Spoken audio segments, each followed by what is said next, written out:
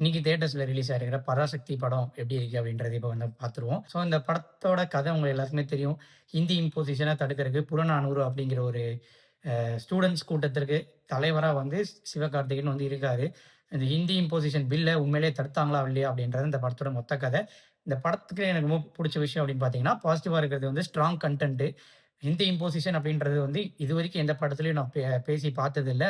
இது வந்து பேசக்கூடிய அரசியல், ஃபியூச்சர்லயும் பேச வேண்டிய அரசியல் அண்ட் இப்படிலாம் நடந்திருக்கு அப்படிங்கிறது வந்து உண்மையிலேயே தெரியப்படுத்தணுன்றதே ஒரு நல்ல ஒரு மூவா வந்து பட்டுது. அதே மாரி படத்துல பல விஷயம் வந்து எனக்கு ரொம்ப ரொம்ப புடிச்சது.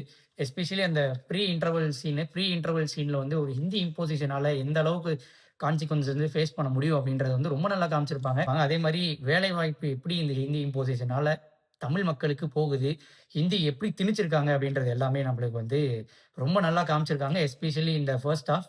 அதே மாரி இன்டர்வல் பிளாக் தான் இந்த படத்தையே வந்து ஒரு டிசைடிங் ஃபேக்டரா, ஒரு மெயின் ஹைலைட்டா வந்து சொல்லலாம். இந்த சீக்வென்ஸ் எப்படி எழுதியிருந்தாங்கன்னு தெரியல. ரைட்டிங்காவும் சரி, அந்த சீக்வென்ஸ் சிவகார்த்திகேயன் புல் ஆஃப் பண்ணதாவும் சரி, ரொம்ப நல்லாவே இருந்துச்சு.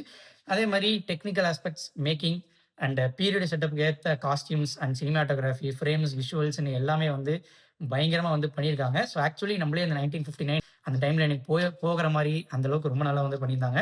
ஃபர்ஸ்ட் ஹால்ஃப் ஃபுல்லாவே வந்து என்டர்டெய்னிங்கா இருந்துச்சு. ஈவன் தோ இந்த ரொமான்டிக் ட்ராக் வந்து கொஞ்சம் பாஸ் போட்டாலுமே, மொத்த ஃபர்ஸ்ட் ஹால்ஃப்மே வந்து ஒரு மாரி என்டர்டெய்னிங்கா தான் போச்சு. பவர் பேக் டயலாக் எஸ்பெஷலி சேத்தனுக்கு வந்த 2 சீன்லயுமே அவர் பேசுற டயலாக் வந்து ரொம்ப நல்லா இருந்துச்சு. இது யார் பண்ணியிருந்தாலும், அவரு என் தம்பி அப்படின்னு சொல்ற அந்த ஒரு டயலாகு. அதுக்கப்புறம் ஆங்கிலேயர்கள் பத்தி சொல்ற நம்ம ரவிமோகனோட டயலாகு. இது எல்லாமே வந்து ரொம்ப நல்லா இருந்துச்சு. ஹோல் மூவியும் dialogues was a big positive. Performance wise பார்த்தீங்கன்னா, SK stole the show. Anchor பண்றாரு மொத்த படத்துலயும். டயலாக் டெலிவரி, மேனரிசம் எல்லாமே பக்கா. ரவிமோகன் டெரிஃபிக்கான ரோல். ஸோ நெகட்டிவ்னு பார்த்தீங்கன்னா, ஆக்சுவலி படம் முழுக்க ஒரு சில இடத்துல ரொம்ப ஃபிளாட் ஸ்க்ரீன் பிளே வந்து இருந்துச்சு.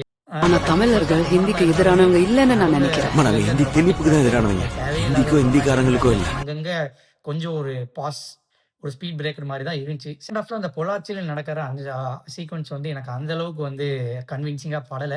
ரைட்டிங்ல இன்னும் கொஞ்சம் கான்சன்ட்ரேட் பண்ணி இன்னும் இன்ட்ரஸ்டிங்கான சீன்ஸோ, இன்னும் எமோஷனல் கனெக்ட் ஆக்சுவலி கொஞ்சம் மிஸ் ஆச்சு. அதையுமே வந்து கொண்டு வந்திருக்கலாம். இன்னும் கொண்டு வந்திருந்தாங்கன்னா கிளைமாக்ஸ் இன்னும் பெட்டரா வொர்க் ஆயிருக்குமோ என்னமோ!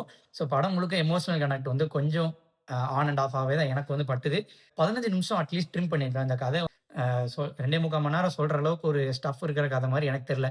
ஒரு 2 ஹார்ஸ் 30 இல்ல 2 ஹார்ஸ் 25 மினிட்ஸ்லயே கதைய வந்து ஃபினிஷ் ஆஃப் பண்ணியிருக்கலாம். செகண்ட் ஹால்ஃப்ல ரைட்டிங்காவும் கான்சன்ட்ரேட் பண்ணியிருக்கலாம். ஃபர்ஸ்ட் ஹால்ஃப் அளவுக்கு செகண்ட் ஹால்ஃப் வந்து எனக்கு அந்த அளவுக்கு என்டர்டெய்னிங்கா வந்து எனக்கு வந்து படல.